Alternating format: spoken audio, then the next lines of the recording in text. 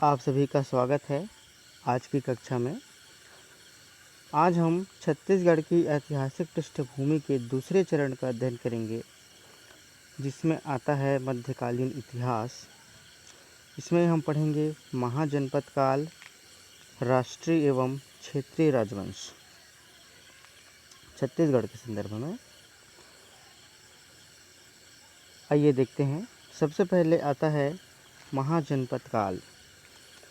महाजनपद काल 5वीं से 6वीं शताब्दी ईसा पूर्व में स्थित थी। उस समय भारत में 16 महाजनपद हुआ करते थे। कुछ के नाम हैं वैशाली, मगध, वज्जी संघ और अंग, वत्स आदि, पांचाल। ये सब महाजनपद होते थे। अब आपके मन में यह प्रश्न उठेगा कि ये महाजनपद क्या है। महाजनपद भी वर्तमान राज्यों के समान ही एक राजकीय व्यवस्था थी, संस्था थी, जिसके शासक हुआ करते थे। इन महाजनपदों में शासन व्यवस्था का स्वरूप भिन्न भिन्न होता था। जैसे किसी महाजनपद में गणतंत्र पद्धति थी, गणतात्मक व्यवस्था थी। किसी किसी महाजनपद में राजतंत्र था, आदि आदि। उस समय महाजनपद काल को ही महत्वपूर्ण माना जाता है, क्योंकि इसी समय से भारत का व्यवस्थित इतिहास मिलना प्रारंभ होता है। तत्काल समय में एक चेदी महाजनपद भी हुआ करता था, और हमारा आज का जो छत्तीसगढ़ राज्य का प्रदेश है, वह पूर्व में इसी चेदी महाजनपद के अंतर्गत आता था। चेदी महाजनपद कहाँ पर स्थित था? तो चेदी महाजनपद को बुंदेलखंड के आसपास का माना जाता है। बुंदेलखंड का जो हिस्सा है, वर्तमान में जो बुंदेलखंड है, वो मध्य प्रदेश के सतना, रीवा जिला और उससे लगा हुआ उत्तर प्रदेश का जिला मिलकर आज का बुंदेलखंड बनता है। अर्थात इसमें आधे कुछ क्षेत्र उत्तर प्रदेश राज्य के हैं और कुछ क्षेत्र मध्य प्रदेश राज्य के हैं। इसे बुंदेलखंड कहते हैं, जैसे जबलपुर आदि को। इसी के हिस्से को पहले चेदी जनपद महाजनपद था और हमारा छत्तीसगढ़ इसका अंग था। छत्तीसगढ़ का नाम धीरे धीरे अपभ्रंश होकर छत्तीसगढ़ बना, और इसी छत्तीसगढ़ से हमारे आज का वर्तमान राज्य का जो नाम है छत्तीसगढ़, वह छत्तीसगढ़ पड़ा। ऐसी कुछ विद्वानों और इतिहासकारों की मान्यताएं हैं, किंतु इसकी सत्यता को अभी तक प्रमाणित नहीं किया जा सका है।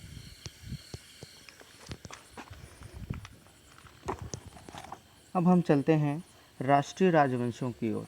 राष्ट्रीय राजवंश से हमारा तात्पर्य यह है कि ऐसे राजवंश जिनका प्रभुत्व एक से अधिक तत्कालीन राज्यों में हुआ करता था, वो केवल एक राज्य की सीमा में सिमट कर नहीं रहते थे, अपितु उनका विस्तार 2, 3, 4 राज्यों में हुआ करता था या पूरे देश में हुआ करता था।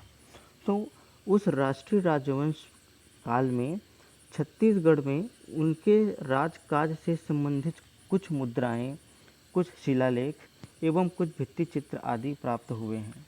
तो इस बिंदु में हम यह अध्ययन करेंगे कि तत्कालीन राष्ट्रीय राजवंशों से संबंधित कुछ चीज़ें छत्तीसगढ़ में कहाँ कहाँ से प्राप्त हुई हैं।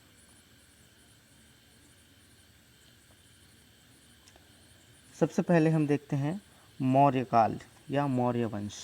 ये वही मौर्य है, चंद्रगुप्त मौर्य द्वारा स्थापित मौर्य वंश।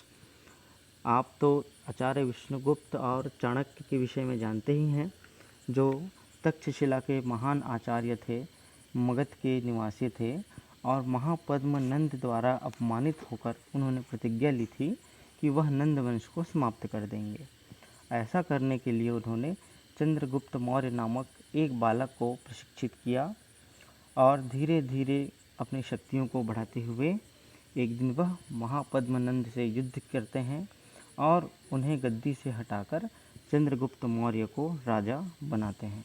वहीं से मौर्य वंश की शुरुआत होती है। तो उस मौर्य वंश से संबंधित कुछ साक्ष्य छत्तीसगढ़ से प्राप्त होते हैं। जैसे चीनी यात्री ह्वेनसांग भारत आया था और उसने एक पुस्तक लिखी थी। उस पुस्तक का नाम था सीयूकी, और उस सीयूकी में मौर्य काल से संबंधित उल्लेख या साक्ष्य प्राप्त होते हैं। साथ ही मौर्यकालीन शिलालेख छत्तीसगढ़ के रायगढ़ जिले के रामगढ़ पहाड़ी में स्थित जोगीमारा गुफा में प्राप्त होते हैं।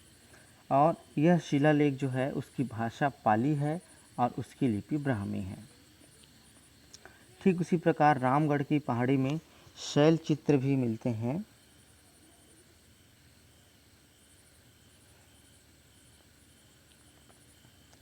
यह शैल चित्र भी जोगीमारा की गुफा से प्राप्त होते हैं। इसके बाद आता है सातवाहन काल।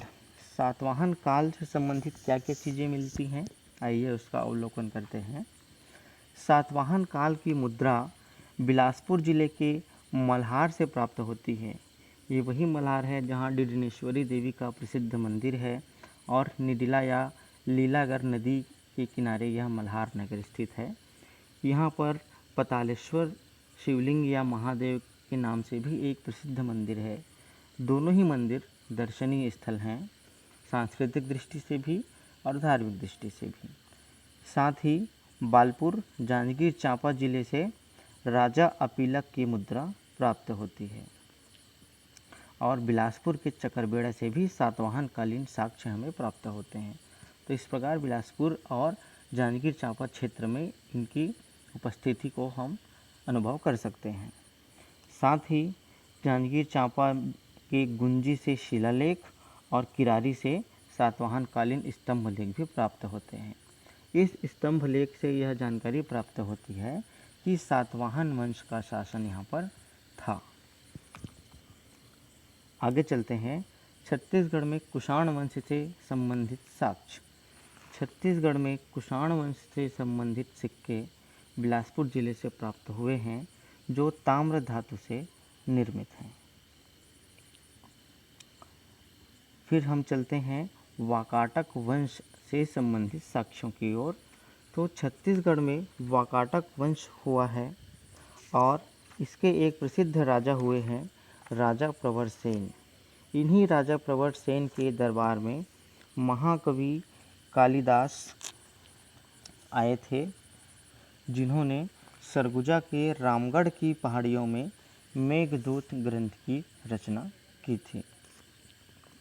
मैं इस बात के लिए क्षमा चाहूँगा कि मैंने रामगढ़ को पूर्व में रायगढ़ जिले से संबंधित बताया है, तो वास्तव में वह सरगुजा जिले के अंतर्गत आता है। तो यहाँ पर जब कालिदास आए थे तो वो सरगुजा के रामगढ़ की पहाड़ियों में बैठकर उन्होंने मेघदूत ग्रंथ की रचना की थी, ऐसी मान्यता है। साथ ही कालिदास ने सरगुजा को स्वर्ग का द्वार कहा है, और उनकी प्रसिद्ध रचना जो मेघदूत है वो संस्कृत में है, और उनका छत्तीसगढ़ी में भी अनुवाद किया गया है प्रसिद्ध कवि मुकुटधर पांडे जी के द्वारा। मुकुटधर पांडे छायावाद के आदि कवि माने जाते हैं, और इन्हें छायावाद का द्वारपाल भी कहा जाता है। तो इन्होंने ही इस महान मेघदूत ग्रंथ का छत्तीसगढ़ी में अनुवाद किया है। आपको यह चीज़ भी ध्यान में रखना चाहिए कि मुकुटधर पांडे ही एकमात्र वह व्यक्ति हैं छत्तीसगढ़ या अविभाजित मध्य प्रदेश का, छत्तीसगढ़ प्रदेश से पहले व्यक्ति जिन्हें कोई पद्म पुरस्कार प्रथम बार प्राप्त हुआ है। इस वाकाटक वंश को अंतिम शासक थे यहाँ पर हरिसेन था, और इन्हीं वाकाटक वंश को महेंद्र सेन राजा के समय समुद्रगुप्त ने अपने दक्षिण विजय अभियान के दौरान इन्हें हराया था। तो इस प्रकार यह वाकाटक वंश गुप्त वंश से संबंधित है। अगला राजवंश गुप्त वंश ही है। गुप्त काल में छत्तीसगढ़ को कोसल अथवा दक्षिणापथ एवं दंडकारण्य को महाकांतार कहा जाता था। मैंने अपनी पिछली वीडियो में भी इस बात का उल्लेख किया था कि वर्तमान का छत्तीसगढ़, जिसे हम एक एक एकीकृत छत्तीसगढ़ कहते हैं, जो सुकमा कोंटा से लेकर कोरिया चांगभाखार की पहाड़ियों तक विस्तृत है। इसका पुरातन स्वरूप 2 भागों में विभक्त था। उत्तरी भाग से लेकर कांकेर तक के क्षेत्रफल या उस स्थान को दक्षिण कोसल माना जाता था, और पूरे आज का जो पूरा बस्तर संभाग है उसे कांतार या महाकांतार अथवा दंडकारण्य कहा जाता था। तो पुराने समय में इसे 2 भागों में माना जाता था और इनके अलग अलग नाम भी हुआ करते थे। अब देखते हैं कि गुप्त वंश से संबंधित साक्ष्य हमें कहाँ कहाँ से प्राप्त हुए हैं। तो गुप्त वंश से संबंधित सिक्के हमें दुर्ग के बानभरत में एवं रायपुर के पिटईवल्द से प्राप्त हुए हैं। इसके साथ ही महासमुंद जिले के कोपरा नामक ग्राम में गुप्त वंश के सबसे महान राजा समुद्रगुप्त की पत्नी रूपा देवी के भी साक्ष्य प्राप्त हुए हैं। यह कोपरा ग्राम एक और शिवलिंग के लिए प्रसिद्ध है। यहाँ पर एक शिवलिंग भी है तालाब के बीचों बीच, जो कि प्राचीन क्षेत्र के शिवलिंगों में महान शिवलिंगों में से एक है। इसके साथ ही समुद्रगुप्त की सेना ने दक्षिण विजय का अभियान चलाया था, और उनकी सेनाएं जब दक्षिण विजय के लिए निकली तो छत्तीसगढ़ को भी उनकी सेना ने पार किया था। और इसी दौरान उन्होंने छत्तीसगढ़ के 2 शासकों महेंद्र सेन वाकाटक वंशी एवं दक्षिण में दंडकारण्य के राजा व्याघ्रराज दोनों को इनकी सेना ने पराजित किया था। साथ ही ताला गांव का विष्णु मंदिर भी गुप्त काल में बनाया गया एक प्रसिद्ध मंदिर है। यहाँ पर हमारा राष्ट्रीय राजवंश समाप्त होता है। अब हम चलते हैं क्षेत्रीय राजवंश की ओर। क्षेत्रीय राजवंश को भी 2 भागों में विभाजित किया जा सकता है। प्रथम भाग में दक्षिण कोसल के राजवंश आएंगे और दूसरे भाग में बस्तर के राजवंश आएंगे। दक्षिण कोसल के राजवंशों के नाम हैं राजर्षि तुल्य कुलवंश, शरभपुरी वंश, पांडु वंश, बाण वंश, फड़ीनाग वंश। उसी प्रकार बस्तर के राजवंश हैं नल वंश, छिंदक नागवंश और काकतीय वंश। तो इनमें से मध्यकालीन इतिहास के अंतर्गत दक्षिण कोसल के प्रारंभ के 4 राजवंश आते हैं, और उसके बाद दक्षिण कोसल का शेष फड़ीनाग वंश और बस्तर के 3 राजवंश को हम कलचुरी कालीन राजवंशों के साथ अगले वीडियो में इसका अध्ययन करेंगे। तो आइए आगे चलते हैं दक्षिण कोसल के राजवंश की ओर। सबसे पहला है राजर्षि तुल्य कुलवंश एवं शरभपुरी वंश। राजर्षि तुल्य कुलवंश छत्तीसगढ़ का सबसे प्रथम ज्ञात राजवंश है। इसकी राजधानी आरंग थी, और इस राजवंश के विषय में हमें जानकारी आरंग अभिलेख से प्राप्त होती है। इसके बाद हम चलते हैं शरभपुरी वंश के लिए। शरभपुरी वंश महत्वपूर्ण है, क्योंकि शरभपुरी शासक प्रसन्न मात्र ने मल्हार नगर को बसाया था, और उसके पुत्र जयराज ने दुर्ग नगर को बसाया था। जयराज का अन्य नाम मनमात्र और दुर्गराज भी है, और इसी जयराज नामक राजा ने अपने मुद्रा पर गज लक्ष्मी का अंकन करवाया था। उनके पुत्र हुए प्रवरराज प्रथम, जिन्होंने राजधानी को मल्हार से प्रस्थापित करके सिरपुर में स्थापित कर दिया। यह वंश वैष्णव धर्म को मानने वाला था, और इन्होंने ही वैष्णव धर्म का अधिक प्रचार किया। इसके बाद हम चलते हैं पांडु वंश की ओर। पांडु वंश का दूसरा नाम सोमवंश भी है। इस राजवंश की 4 शाखाएं छत्तीसगढ़ में प्राप्त होती हैं, जिनके नाम हैं मैकल श्रेणी के सोमवंश या पांडुवंश, कांकेर के सोमवंश या पांडुवंश, सिरपुर का पांडुवंश और ओडिशा का पांडु या सोमवंश। इसमें सिरपुर शाखा प्रथम महत्वपूर्ण है। सिरपुर शाखा के शासक इंद्रबल ने खरौद नगर एवं खरौद नगर के प्रसिद्ध लक्ष्मणेश्वर मंदिर की स्थापना की थी।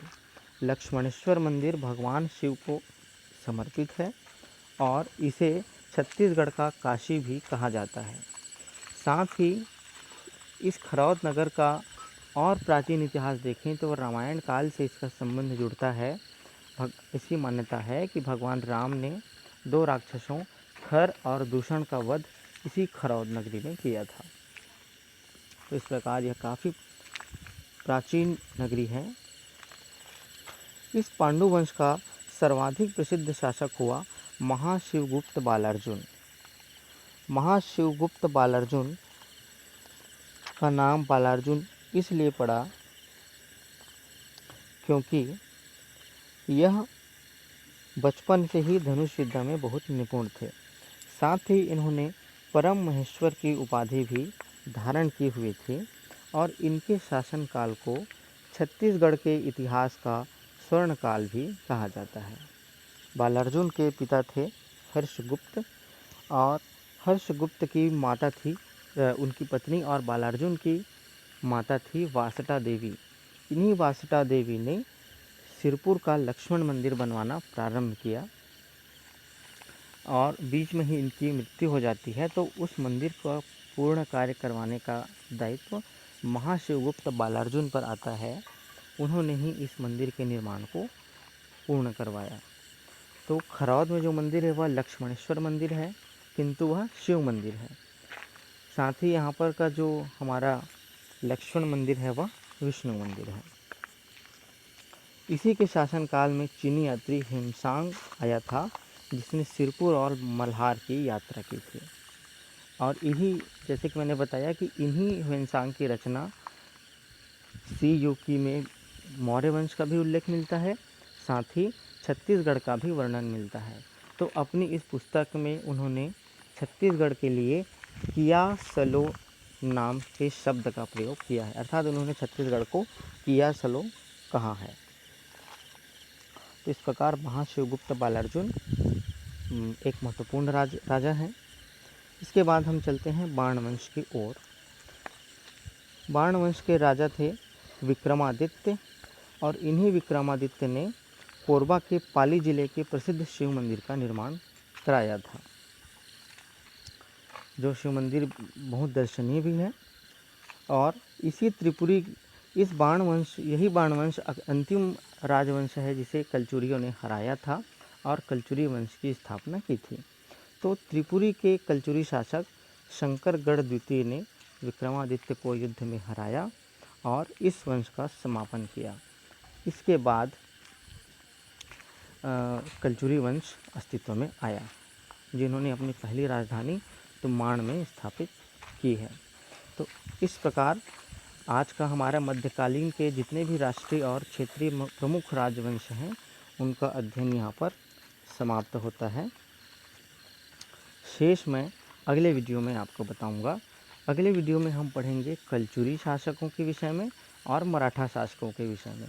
इसके साथ ही हम अगले वीडियो में बस्तर के जितने भी राजवंश हैं और कवर्धा के नागवंशी राजा हैं उनके विषय में जानकारी प्राप्त करेंगे। आज की क्लास यहीं पर समाप्त होती है। आपको किसी भी प्रकार की कोई शंका हो तो मेरे कमेंट बॉक्स में आप मुझे कमेंट कर सकते हैं, कोई सुझाव देना चाहें उसमें दे सकते हैं। साथ ही मेरे शासकीय महाविद्यालय सिमगा के जो छात्र छात्राएं इस वीडियो को देख रहे हैं उन्हें यदि किसी प्रकार की शंका हो तो वह मुझे हमारे कॉलेज के व्हाट्सएप ग्रुप में भी मैसेज करके अपनी शंकाओं का समाधान कर सकते हैं। शेष अगले वीडियो में आप सबका बहुत बहुत धन्यवाद।